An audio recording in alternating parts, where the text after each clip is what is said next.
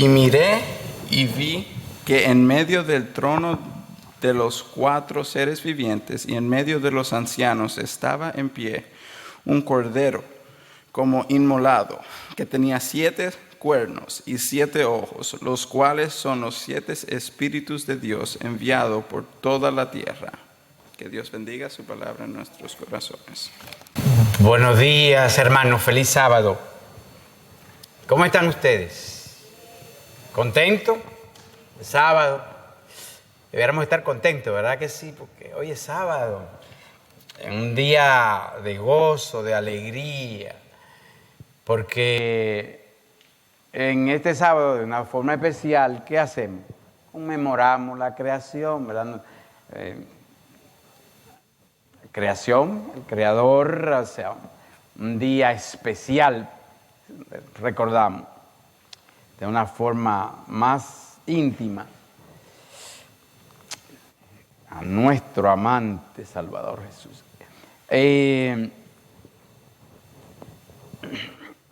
No sé si pusieron atención al versículo de la lectura bíblica, aquí de Apocalipsis capítulo 5, versículo 6. Si prestaron atención de cerca, pues pudieron escuchar que aquí habla de que tenía 7 cuernos y 7 ojos, los cuales son los 7 espíritus de Dios enviados por toda la tierra. El número 7 es un número muy usado en la Biblia. De hecho, el número 7 es un número perfecto, ¿verdad? Según en la Biblia. Pues, aún desde la creación, en 7 días Jesús hizo toda la creación, ¿verdad que sí? O sea, en 6 días y el séptimo día parte. Pues entonces, Él hizo el séptimo día y lo reposó. Por lo que le menciono de manera de introducción el 7, es porque en el libro de Apocalipsis, especialmente, también lo podemos encontrar bastante en Zacarías, pero muy especialmente en el libro de Apocalipsis, nos vamos a encontrar con este número 7. Nos vamos a encontrar con las 7 iglesias, nos vamos a encontrar con los 7 ojos, nos vamos a encontrar con las 7 lámparas, nos vamos a encontrar con los 7 espíritus de Dios. O sea, número 7, lo vamos a ver extensamente. Y hoy lo que quiero, más o menos como una introducción al libro de Apocalipsis, porque no hay tiempo, quizá podamos ir al capítulo 1 y la primera iglesia. Nosotros sabemos que en la Biblia se mencionan 7 iglesias, ¿verdad que sí? Las 7 iglesias que están en Asia, en el Asia Menor. Pero aquí, en el libro de Apocalipsis, ¿quién escribió Apocalipsis? Niños, Isaías, Marco, a los niños. ¿Quién escribió el Apocalipsis? ¿Quién escribió Apocalipsis? ¿Ah? Díganlo con que se... Juan, ¿verdad? Juan, ¿qué es Juan? Porque en la Biblia hay más de un Juan, ¿verdad que sí? ¿Cuál Juan? ¿Qué Juan escribió el Apocalipsis? Isaías, ¿qué Juan? ¿Qué Juan escribió el Apocalipsis? ¿Juan el Bautista? No. No, yo sé, tú dijiste, pero yo soy... lo escribió, entonces, yo sé que muchos lo saben, pero los niños, yo quiero que los niños también participen, ¿ok? ¿Ok, Isaías? ¿Ok, Marco? Que los niños participen. Entonces, lo escribió Juan, el discípulo amado. ¿Saben que ese Juan era el que se recostaba en el pecho de Jesús? ¿Sabían eso, verdad que sí? Ese fue el que lo escribió. ¿En qué año escribió Juan el Apocalipsis? ¿Se recuerdan? ¿En qué año escribió Juan el Apocalipsis? Más o menos entre el año 60 y el año 90. Ponen la fecha que escribió el Apocalipsis, porque Jesús fue crucificado. ¿En qué año fue crucificado Jesús? Hay varias fechas, pero nosotros más o menos el año 30, 31, o sea, él comenzó su ministerio. Jesús comenzó su ministerio en el año 27. Los historiadores lo sitúan entre 27 y 29, y la crucifixión entre el año 30, 33. Pero vamos a decir que Jesús comenzó su ministerio en el año 27 y fue crucificado en el año 30, 31. Así que el Apocalipsis fue escrito unos 30 años después que Cristo murió. ¿En dónde escribió Juan el Apocalipsis? ¿Escucharon, niños? Niños, Isaías, ¿escucharon? ¿Dónde fue? ¿Dónde dijo el hermano que ¿dónde fue? Isaías se recuerda. En la isla de Patmos, preso allí. ¿Y por qué mandaron a Juan a Patmos? ¿Por qué? Isaías, ¿tú te recuerdas que tú me dijiste que a él lo pusieron primero a tratar de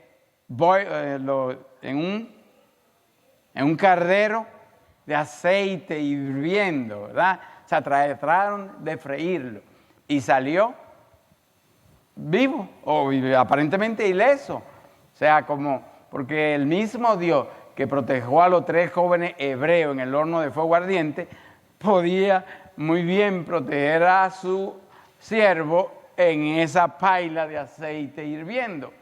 Y Dios tenía un propósito especial con Juan. Así que lo manda a Patmos, allá a esa isla. Una isla que era como una cárcel, dijo el hermano. Estaba preso ahí, no podía ir para ninguna parte. Lo único que podía era recibir revelaciones de Dios y escribir. Y eso fue lo que hizo. Así que en el capítulo 1, en el versículo 1, aquí comienza la revelación de Jesucristo que Dios le dio para manifestar a sus siervos las cosas que deben suceder pronto, y la declaró enviándola por medio de su ángel a su siervo Juan. ¿Quién es el ángel? ¿Quiénes son los ángeles? ¿Saben?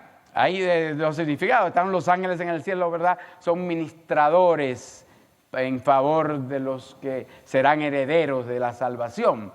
Pero en el Apocalipsis se refiere a los ángeles como a los pastores, a los que llevan el mensaje. Ese es un ángel. Así que la mandó por medio de Jesucristo, ¿verdad? Que es el testimonio, y fue pasado a los ángeles de cada iglesia. Porque si vemos los mensajes a las 7 iglesias, ¿cómo es que comienza? Escribe al ángel, ¿verdad? Cada una de las 7 iglesias escribe al ángel, o sea, al pastor, al ministro, al quien sea, el que esté llevando el mensaje. Y dice el versículo 3. Escuchen lo que dice el versículo 3, porque es muy importante lo que dice ese versículo. Si a ustedes le interesa ir con Jesús a vivir allá para siempre, por eso estamos aquí. No estamos aquí para perder nuestro tiempo, ¿verdad que no? Estamos porque deseamos, porque queremos conocer a Dios. Queremos vivir con Él para siempre, no en esta tierra, que todo se va a acabar. Dice el versículo 3, bienaventurado el que lee. ¿Qué dice? Niños, jóvenes, todos. Bienaventurado el que lee y los que oyen las palabras de esta profecía y guardan las cosas en ella escritas, porque el tiempo está cerca. ¿Ve qué bienaventuranza hay? Esa bienaventuranza viene de Jesucristo, que es el testigo fiel, que es el que le revela a Juan, a su siervo, estas palabras. Y dice que bienaventurados los que, primero, leen, segundo, oyen, y tercero, guardan. sea, ven lo importante, ven la secuencia. Leer, escuchar, guardar. Porque podemos leer, podemos oír, podemos leer. Y si no guardamos, no nos está sirviendo, ¿verdad? No es suficiente. Necesitamos guardar todas las cosas en ella escritas, porque el tiempo está cerca. Así que Juan le escribe ¿a quiénes? A las 7 iglesias, que ya pues, llevado al tiempo nuestro, ya a nosotros, a cada una de las iglesias. Y pues quizás no podemos pensar, somos exclusivistas y pensar que es solamente a nosotros, ¿verdad? Dios le habla a otras iglesias también. Dios le habla porque Dios tiene hijos. Dice Juan, el apóstol Juan, Jesús lo dijo en el capítulo 11 de Juan, que Él tiene otras ovejas que están en otro redil. Y esas ovejas, ellas también van a escuchar su voz y le van a seguir, porque son sus ovejas. Y sus ovejas están en todos lugares, no importa qué iglesia sea la católica, sea bautista, metodista, cualquiera sea la iglesia, hay hijos de Dios.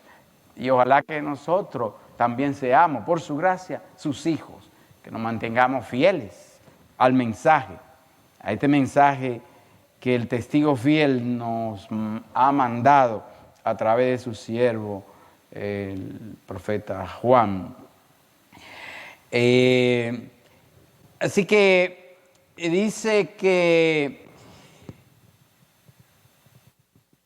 aquí vamos a pasar al versículo 11. Dice que decía, yo soy el alfa y la omega, el primero, el último. Escribe en un libro lo que ves y envíalo a las 7 iglesias que están en Asia. ¿Cuáles son las 7 iglesias? ¿Cuáles son las 7 iglesias? Vamos a ver, ¿cuál es la primera? Primera iglesia. Éfeso. ¿De qué año a qué año fue Éfeso? ¿De qué año? Fue la iglesia apostólica. ¿De qué año a qué año? Año 31 al año 100. Esa es la iglesia apostólica, recuérdense. La segunda iglesia, ¿cuál es? Esmirna. Y esa iglesia, ¿sabe? Tiene una encomienda, la iglesia, porque fue la iglesia perseguida, la que sufrió en grande la persecución. Esa iglesia vino entonces, ¿de qué año a qué año? Entonces podemos decir del año 100, ¿verdad? Donde termina la primera, ¿a qué año? Al año 331. ¿Se recuerda que esa iglesia iba a padecer tribulación por 10 días? O sea, 10 años. Y después viene, ¿cuál iglesia? Después de Esmirna, viene Pérgamo. ¿De qué año a qué año viene Pérgamo? Pérgamo viene del año 313, cuando termina Esmirna, hasta el año 538. ¿Se recuerdan qué sucedió en el año 538? ¿Qué sucedió? ¿Qué profecía? El año 538. Surge el papado en el 538. ¿Se recuerdan? El papado en el 538, o sea, la profecía de los 1260 días, está ahí, que terminó en el 1798, cuando el general Berthier tomó prisionero al Papa, lo puso en, ¿verdad? Ahí murió en destierro, en prisión. Así que vamos a ver, la iglesia de Tiatira. ¿De qué año entonces a qué año viene la iglesia de Tiatira? Del 538, ¿verdad? Que siempre donde termina la última, comienza la otra. Así que en el 538 comienza Tiatira. Y ahí, ¿y hasta qué año? Hasta el año 1517. 1517. Ahora, la iglesia de Sardis. ¿Se recuerdan la iglesia de Sardis? ¿Cuál es la importancia de la iglesia de Sardis? ¿Qué sucedió en la iglesia de Sardis? La reforma. ¿En qué año comenzó la reforma con Martín Lutero? En el 1517 comienza la reforma con Martín Lutero. ¿De qué año entonces a qué año dura la etapa de Sardis? Sardis, la iglesia de la reforma. 1517 ¿a qué año? A 1798. ¿Qué pasó en 1798? Ya lo mencionamos. En 1798 se le da la herida mortal al papado. Pero que esa herida mortal, ¿qué iba a pasar? Iba a sanarse, iba a curarse. ¿Se recuerdan cuando se curó, cuando comenzó? O sea, proféticamente, cuando se le pone el punto de partida del comienzo de sanarse la herida mortal. Saben que fue en el 1928, me parece, con Mussolini, cuando le devolvió al papado su territorio y le dio, no recuerdo cuántos millones, pero le dio una buena cantidad de millones de dólares Mussolini al papado. Ahí comienza históricamente a sanarse la herida mortal. Así que la iglesia de Sardis, entonces dijimos 1517 a 1798, que termina con la herida mortal al sistema papal. Entonces viene después la iglesia de Filadelfia. ¿Se recuerdan la iglesia de Filadelfia? En la iglesia de Filadelfia hay en 1798 a 1844. 1844 es una fecha bien importante para nosotros. ¿Por qué? Porque nace el movimiento millerista, ¿verdad? El movimiento adventista, en 1844. ¿Por qué? Porque Miller había interpretado un poco incorrecto, pero eso estaba ya predicho en la profecía en Apocalipsis 10.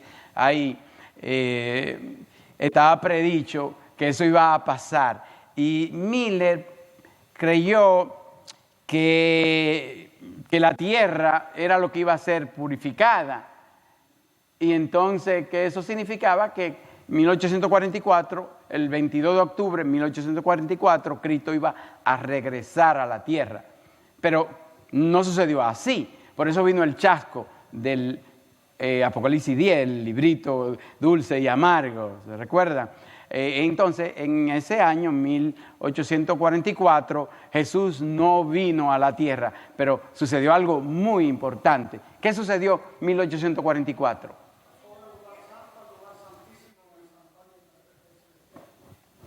¿Escucharon? Pasó del lugar santo al lugar santísimo, así que lo que iban a buscar a Jesús al lugar santo, ya no lo iban a poder encontrar allí. No estaba. Lo pueden ver en Daniel, capítulo 7 de Daniel. Él no estaba, no lo iban a encontrar allí. Ya estaba en otro lugar, estaba en el lugar santísimo. Estaba a la diestra del Padre. ¿Qué está haciendo Jesucristo a la diestra del Padre? Allá en el lugar santísimo. La obra de la expiación. Eso es, ahora, ¿recuerdan en Levítico capítulo 7 de Levítico 7, donde allí el día de la expiación, cada año, en el día séptimo, se celebraba el día de la expiación, que en ese día, ¿qué hacían los hijos de Israel? Ellos, ¿verdad?, se afligían, confesaban todo, porque si alguien de los hijos de Israel no confesaba su pecado ese día, ¿qué pasaba? Era cortado del pueblo. Entonces, ven el simbolismo. Ahora nosotros estamos en el día de la expiación. Desde el 22 de octubre de 1844 comienza esa etapa. Estamos viendo en el día de la expiación. Porque Jesús dice, dijo el sabio Salomón en Proverbios 28:13, que si nosotros confesamos nuestro pecado, ¿qué? Él es fiel y justo para que nos perdone nuestro pecado. El que confiesa su pecado, el que encubre sus pecados no prosperará más. El que lo confiesa y se aparta se alcanzará misericordia. Proverbios 28:13, Juan 1:9, que dice que si nosotros confesamos nuestros pecados, Él es fiel y justo para que nos perdone nuestros pecados y nos limpie de toda maldad. Por eso es que debemos recordar eso, niños, jóvenes, todos nosotros. Nosotros tenemos un sumo sacerdote a la diestra del Padre. Cuando nos equivocamos, cuando erramos, vayamos a Cristo. Él nos perdona. Él nos perdona con ternura. Si nosotros somos sus hijos, Él nos perdona. Pero necesitamos ser sus hijos. Ven ustedes, Isaías, Michael, y los que no se han bautizado. Ven ustedes los que no se han bautizado, cuál es la importancia del bautismo. ¿Qué es el significado del bautismo? ¿Por qué necesitamos bautizarnos? ¿Saben? Nosotros nacemos según la carne, según Adán. ¿Y nacemos cómo? Todos nosotros, según Adán, estamos perdidos. Estamos perdidos. Ahora, cuando nos bautizamos, entonces lo que decimos públicamente es que nacimos en la familia de Dios. Somos hijos de Jesucristo. Y ahora tenemos una naturaleza, doble naturaleza, la del primer Adán y la del segundo Adán. Cuando nos bautizamos, nacemos de nuevo. Jesús le dijo a Nicodemo en el capítulo 3 de San Juan que si él no nacía de nuevo, él no iba a ver y no iba a entrar al reino de los cielos. Igualmente, Isaías, Michael, todos ustedes los que no se han bautizado, por la gracia de Dios, la importancia del bautismo es que decimos, Cristo, yo quiero nacer de nuevo, yo quiero nacer en tu reino, yo quiero ser tu hijo. Y saben, ahí entonces Jesús, a través de la justicia imputada, Él nos cubre con su justicia imputada. Esa justicia imputada es nuestro título de entrada al cielo. Pero tenemos que ir más allá. Viene la justicia impartida. La justicia impartida, que es la santificación, es la idoneidad para el cielo. Necesitamos ambas. Necesitamos la justicia imputada y la justicia impartida. No pueden estar separadas. Son gemelas, caminan juntas. No la puedes separar. Si la separas, estás perdido. Que eso es lo que quieren decir, lo que dicen una vez salvo, siempre salvo. No, eso no es así. Una vez salvo, no siempre salvo. La salvación es, Pablo dijo, cada día muero, cada día. Es morir cada día. No podemos pensar que porque hoy nos bautizamos y ya estamos salvos. No, no. Día a día debemos renovar esa comunión, esa relación con Jesús, que es quien nos salva. Por eso, ¿saben? Jonás descubrió bien fuerte que la salvación pertenece a Jehová. La salvación no le pertenece al hombre. Por eso nosotros no le podemos señalar, ¿sabe quién se va a salvar? ¿Quién? No, no. La salvación pertenece a Jehová. Él sabe, Él conoce sus ovejas, Él sabe quiénes son sus hijos. Nosotros no lo conocemos. No podemos juzgar, porque Jesús dijo que no juzguemos, porque cuando nosotros juzgamos, con ese juicio que nosotros juzgamos, vamos a ser juzgados. No juzgué para que no sea juzgado. Así que la iglesia de Filadelfia, 1798 a 1844, cuando comienza nuestro movimiento, el movimiento adventista. Ahora, la última iglesia. ¿Cuál es la última iglesia? ¿Cuál es esta iglesia? ¿Y en qué año comenzó la Odisea? 1844, comienza la Odisea. ¿Hasta cuándo? Hasta el fin, hasta la venida de Cristo Jesús, nuestro Salvador. Esa es la iglesia de Apocalipsis. Así que esas son las 7 iglesias. Las 6 iglesias que estaban en el Asia Menor. Ahora el territorio de Asia Menor está en Turquía, creo ahí en Turquía. Y pues todavía las ruinas siguen de los lugares históricos de esas iglesias. Así que en el versículo 12 del Apocalipsis 1 dice, y me volví para ver la voz que hablaba conmigo, y vuelto vi 7 candeleros de oro. ¿Cuántos candeleros de oro? 7 candeleros.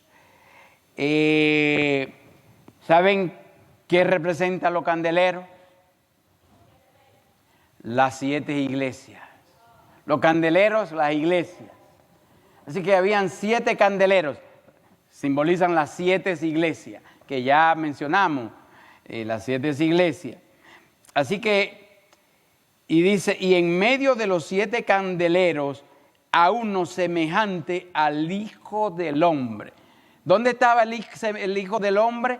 En medio de los 7 candeleros. O sea, vamos a imaginarnos, esta iglesia es un candelero. esta iglesia es un candelero, ¿verdad? Según la profecía bíblica, es un candelero, porque los 7 candeleros representan a las 7 iglesias. Así que en medio de esta iglesia, ¿quién está? ¿Quién está?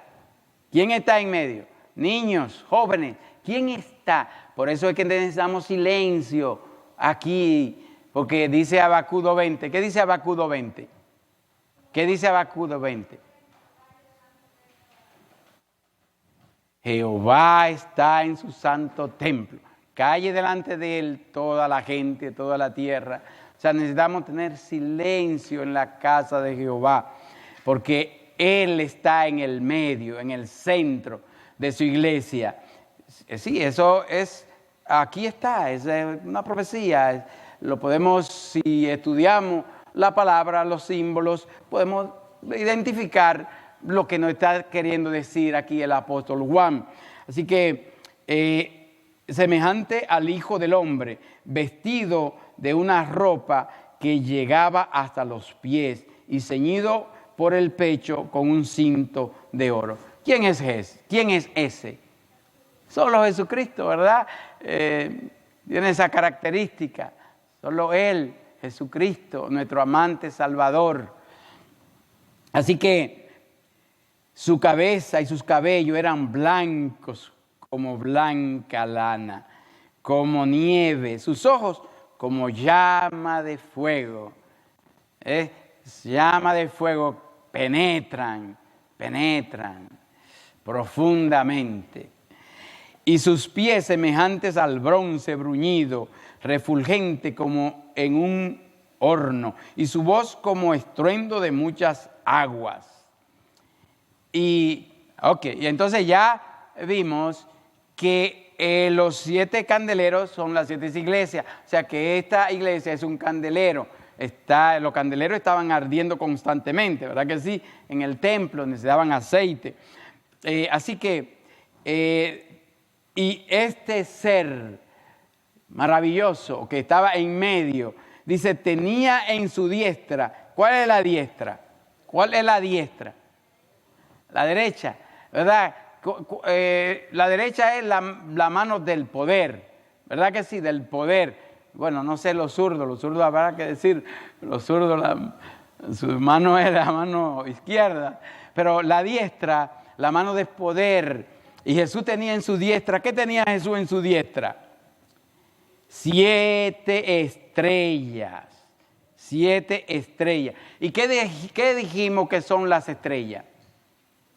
El pastor, ¿verdad? Híjole.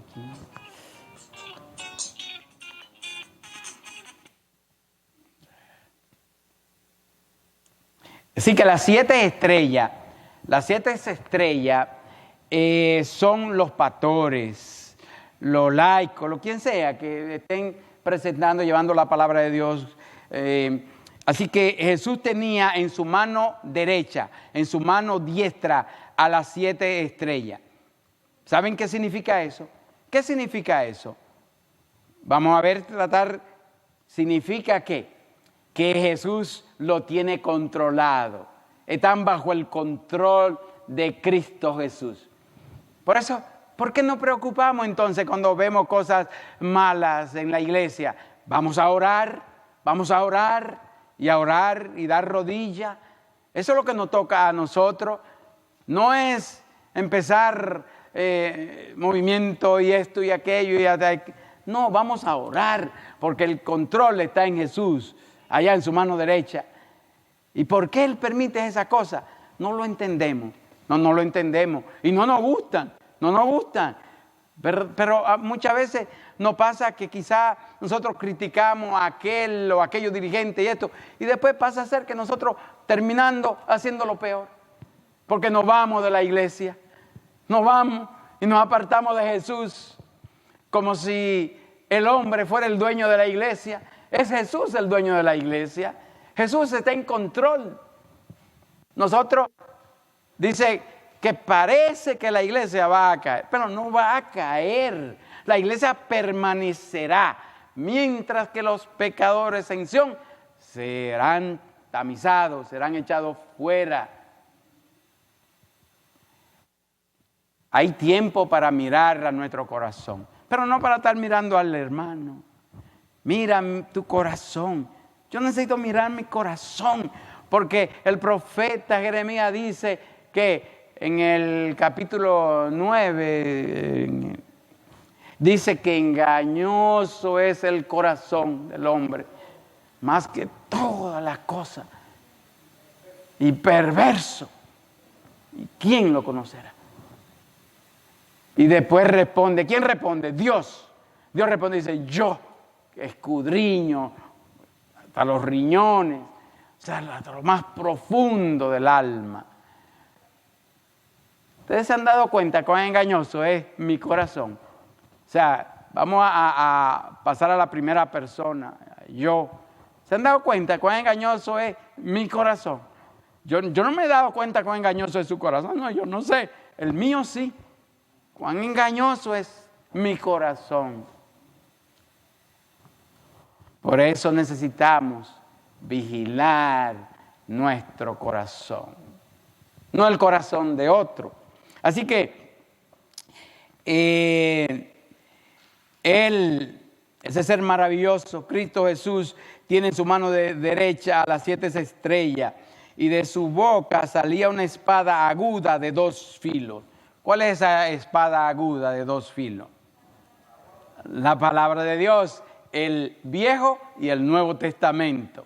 Esa es la palabra, la aguda, que sale de la boca de Dios.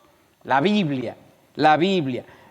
Ahora, yo no sé cuánto trajeron su espada. ¿Cuánto? Está bien, no la levanten porque no quiero para que nadie, pero ¿cuánto? Solo para que mediten. ¿Cuánto trajeron su espada de 2 filos?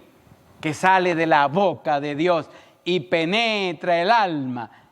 ¿Hasta dónde? Hasta los tuétanos. Allá penetra esa palabra que es poderosa. Hay poder en esa palabra. Y cuando Dios habla, ¿qué pasa? Cuando Dios habla suceden cosas maravillosas, podemos decir como el corito, ¿verdad? Cuando el pueblo de Dios ora. Pero cuando Dios habla, suceden cosas maravillosas. Y si no, vean los evangelios y vean todas las curaciones y vean el momento cuando Jesús levantó de los muertos a Lázaro. ¿Qué fue lo que Jesús hizo? Él habló, él dijo, Lázaro, ven fuera. De la misma forma, Jesús puede decir, iglesia, levántate. Y infundir su poder, su espíritu a esta iglesia que parece como que está muriendo. Estamos muriendo, ¿es? No sé, pero Cristo, con su poder, con su espíritu, nos puede infundir vida. Y por eso no nos desanimemos porque estemos así, no, animémonos, porque Cristo nos puede infundir vida y nos va a infundir vida. Y si no lo creen, vayan al capítulo 37 de Ezequiel, allá la parábola de los huesos secos. Es una promesa para la iglesia adventista. Y yo no estoy diciendo que sigamos, no. Pero Dios tiene promesa para su iglesia. Creamos en sus promesas. Porque por eso es que necesitamos entender la fe, entender el capítulo 11 de Apocalipsis, de Hebreos, el capítulo de la fe. Porque es que sin fe es imposible agradar a Dios. Porque nosotros, para poder agradar a Dios, tenemos que creer que Él es galardonador de aquellos que le buscan. Y si nosotros le buscamos, creamos que Él, en algún momento, Él va a hacer algo maravilloso en nuestra vida. Y lo está haciendo. Porque ¿quién es que nos mantiene con vida? Es Dios, es su espíritu que nos mantiene con vida. ¿Quién es que nos protege de los peligros? Los ángeles nos protegen de los peligros. ¿Y quién es que protege nuestros hogares? Protege nuestros hijos. Es Dios con su poder maravilloso. No es nosotros, es Dios. Confiemos en Dios. Confiemos en su palabra. Confiemos en el Apocalipsis, lo que nos dice. Y dice que Jesucristo tiene en su diestra a las 7 estrellas, que son los pastores de cada una de las 7 iglesias. Y Cuando le vi, caí como muerto a sus pies, y él puso su diestra sobre mí, diciéndome: no temas, yo soy el primero y el último, el alfa y el omega. ¿Se recuerdan? El primero y el último es el alfa y el omega. Y nosotros tenemos en nuestra historia el alfa y el omega, o sea, apostasía, lamentablemente, tristemente. La apostasía alfa ya sabemos, ¿no? Pero vendrá la omega. No queremos ser parte de eso tampoco. Que el Señor nos ayude y nos fortalezca para nosotros ser fieles a la verdad. Porque pararse en defensa de la verdad mientras la mayoría nos abandona, pelear las batallas del Señor, esta será nuestra prueba. ¿Ve cuál va a ser nuestra prueba? Mientras la mayoría nos abandona, nosotros permanecer firme en defensa de la verdad. Esa va a ser nuestra prueba. Y por eso que nosotros tenemos que defender la verdad. ¿Quién es el que se va? ¿Es la paja? ¿No es el trigo se queda, pero la paja vuela? Así que si nosotros por la gracia de Dios somos trigo, firme aquí, defendiendo la verdad con un espíritu dócil, tierno, sabiendo que nosotros también somos, ¿verdad? No hay nada bueno en nosotros. Cualquier cosa buena viene de Jesús. Viene de Jesús, el autor y consumador de nuestra fe.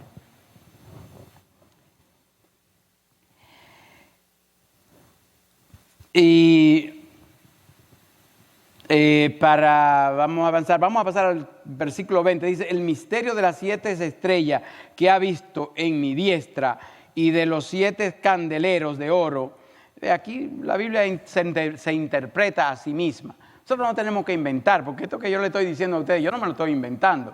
No. Porque a veces te salen diciendo, no. La teología no se inventa. La Biblia se interpreta a ella misma. Por eso no estoy de acuerdo, no voy a estar de acuerdo con alguien que de la Biblia, que interprétalo con la palabra. Todo lo podemos, ¿sabían? Todo lo podemos interpretar con la palabra. Y aquí viene y dice: el misterio de las 7 estrellas que ha visto en mi diestra y de los 7 candeleros de oro. Las 7 estrellas son los ángeles de las 7 iglesias. Y los 7 candeleros que ha visto son las 7 iglesias. Las 7 iglesias. Así que yo apagué ¿qué hora es, por favor? Ya apagué mi teléfono porque... Así que vieron que los 7 candeleros son las 7 iglesias. Así que vamos entonces, vamos nada más a entrar a Éfeso. Vamos a entrar a Éfeso, a la iglesia de Éfeso. ¿De qué año a qué año dijimos que fue la iglesia de Éfeso? 31 al 100. Que fue, ¿verdad?, cuando comenzó en el 31 la iglesia cristiana. ¿Con quién comenzó la iglesia cristiana? Con los apóstoles. Así mismo es. Así que en esta iglesia, en Éfeso, dice: escribe al ángel de la iglesia en Éfeso, el que tiene las 7 estrellas en su diestra. ¿Ve cómo está enfatizando aquí? El que tiene las 7 estrellas en su diestra. Recordemos eso siempre. Recordemos eso, que Él tiene las 7 estrellas en su diestra. Que cuando Dios permite a un líder estar en una posición, yo no sé por qué lo permite. Yo no lo entiendo. Y especialmente cuando es, ¿por qué Dios permitió que este rey tan impío, Manasés, gobernara 52 años? ¿Pero por qué?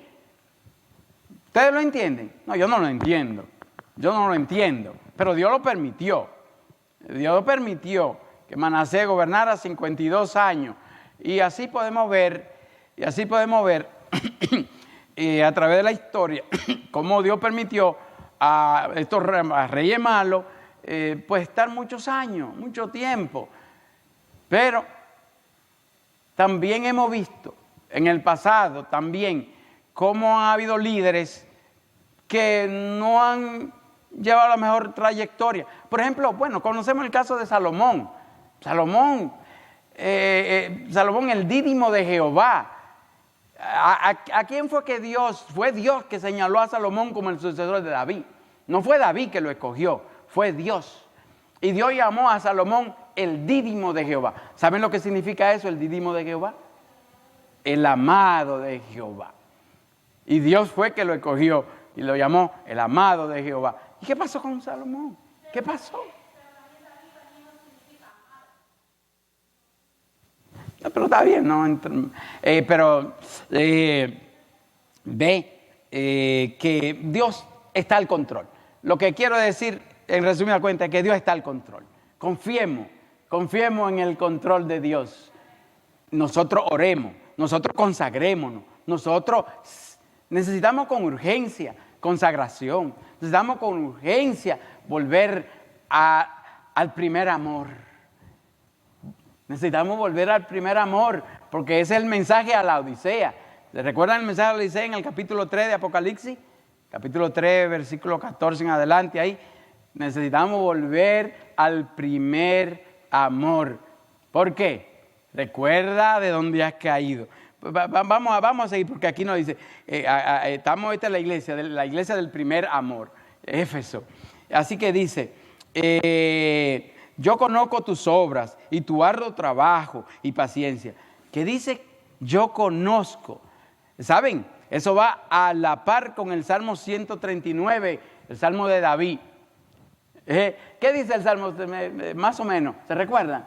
Dios conoce todo acerca de ti. Dios conoce todo en cuanto a nosotros, aún antes de nacer. Ya todo estaba escrito en su libro acerca de nosotros. Y le dice a David, cuán maravillosas me son tus obras, tus cosas, tus pensamientos. Dice, yo no lo puedo entender, son demasiado grandes, demasiado profundos, dice el salmista David. Así que aquí nos dice el testigo fiel, yo conozco tus obras. ¿No conoce Dios nuestras obras? Dios conoce mis obras. Así que no nos podemos esconder de Dios. No podemos esconder nada de Él. No podemos pretender. Él lo conoce todo. Así que seamos francos con Dios. Seamos honestos con Dios. Podemos decir, Señor, soy un desastre. Señor, mírame, ayuda. ¿Y qué hace el Señor? Te ayuda. Pero cuando tú eres honesto con Dios, oh, Dios se encanta. O no es bíblico eso. Vayan a ver la parábola del publicano y el fariseo.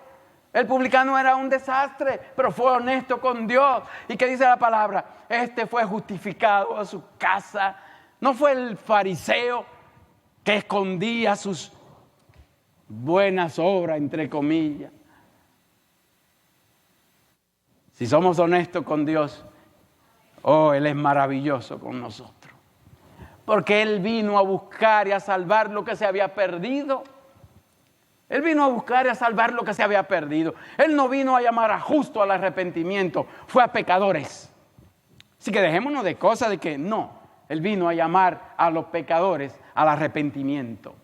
Ese fue el mensaje de Juan el Bautista. Arrepentíos, porque el reino de los cielos se ha acercado. Y ese es el mismo llamado a la iglesia de la Odisea, que nos arrepentamos, porque Cristo viene pronto, muy pronto. Y si pensamos que no tenemos nada de qué arrepentirnos, entonces debemos estar en el cielo.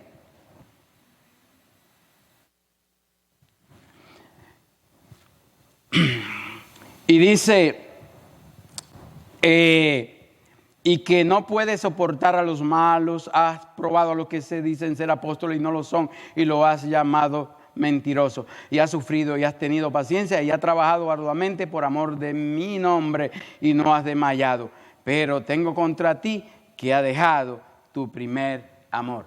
La iglesia de la Odisea ha dejado tu primer amor. Hemos dejado nuestro primer amor. Entonces el llamado, voy a terminar con ese llamado.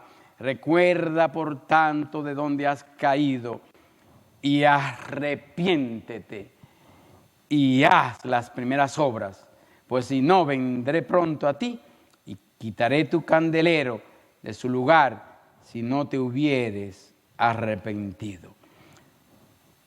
¿Sabe? Es una advertencia fuerte. Candelero, viene la luz. la luz. Qué triste sería que después de tantos años en su mensaje, en su verdad, Dios quite la luz de en medio de nosotros y no podamos ver y nos vayamos por el camino equivocado. Por eso, recuerda que has dejado tu primer amor. Volvamos a ese primer amor. Vayamos a ver de dónde es que hemos caído y vayamos de vuelta a Jesús. Seamos una iglesia genuina, verdadera. Porque ser genuino y verdadero no es que tú seas perfecto y no es que tú no cometas. No. Ese no es el punto. El punto es que tú tengas una relación genuina con Jesús. Una relación sincera con Jesús. Donde tú le hablas a Jesús y Jesús te habla. ¿Cómo te habla Jesús? A través de su palabra. A través de su palabra. Que Dios nos ayude. Que podamos escuchar la voz del testigo fiel. Que podamos creer en su palabra y en sus promesas. Y que podamos, ojalá que los niños, los que no se han bautizado, puedan entender el propósito del bautismo. Entender la necesidad por la cual es que hace falta el bautismo. Porque cuando tú eres hijo de Jesús, ¿qué tú haces con un hijo tuyo? Un hijo tuyo es lo más tierno. Y así somos tiernos delante de los ojos de Dios. Somos sus hijos. Y Él tiene un compromiso con sus hijos, con su iglesia. Y Dios es Dios. Cuando Dios dice una cosa, Dios la cumple. Dios no es hombre para que se arrepienta. ¿Verdad que no? Así que animémonos, tengamos fe, tengamos confianza en Jesús y que Él, por su gracia, como dijo Jonás, la salvación pertenece a Jehová. Oremos. Padre querido, Padre bondadoso, somos tus hijos. Porque te amamos, hemos entregado nuestros corazones a ti, oh Dios, y queremos que como tus hijos, tú te manifiestes a nosotros con dulce voz, para que nosotros podamos volver a ese primer amor, para que podamos hacer las primeras obras, para que en este tiempo difícil en que vivimos, la última iglesia, la iglesia de la Odisea, nosotros podamos estar preparados. Vamos a escuchar el llamado al arrepentimiento genuino, al arrepentimiento verdadero. Nuestros corazones estén llenos de tu amor, llenos de tu gracia, transformados por tu Espíritu. Bendice a nuestros hijos, Señor. Con urgencia necesitamos bendición para nuestros hijos. Tú sabes lo que ellos están. Tú sabes lo que ellos están. Por favor, levanta. Por favor, ayuda. Por favor, Señor, que ellos puedan entender este mensaje. Puedan entenderte a ti. Conocerte a ti. Porque dice tu palabra que es la vida eterna. Conocerte a ti. Al único Dios verdadero, a Jesucristo, a quien has enviado. Amén. Gracias, Padre, por esta oportunidad de renovar nuestra fe, nuestra moral. Te lo pedimos todo y te lo agradecemos en Jesucristo, en el nombre de su sangre preciosa. Amén. Amén.